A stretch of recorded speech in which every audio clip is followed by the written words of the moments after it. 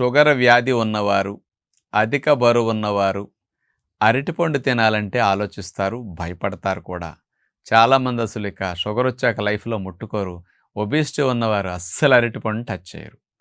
కానీ అరటిపండు షుగర్ ఉన్నా, ఒబేసిటీ ఉన్నా కూడా తినొచ్చు. కానీ ఎలాంటి పండు తింటే మంచిదనే విషయానికొస్తే దోరగా అరటిపండు ముగ్గుతుందే అన్‌రైపెన్ బనానా. ఇది మాత్రం మంచిది.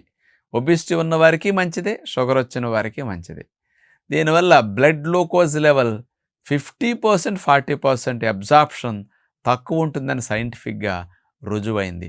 1992లో స్పెషల్‌గా డయాబెటిక్ రీసెర్చ్ సెంటర్ డెన్మార్క్ వారు దీని మీద పరిశోధన చేశారు. ఎలాగంటే డయాబెటిస్ హైగా ఉన్న వారిని తీసుకుని ఒక 10 మందిని తీసుకుని వీళ్ళకి దోరగా పండిన అంటే కలర్ వచ్చి దోరగా ఉంటుంది చూసారు గట్టి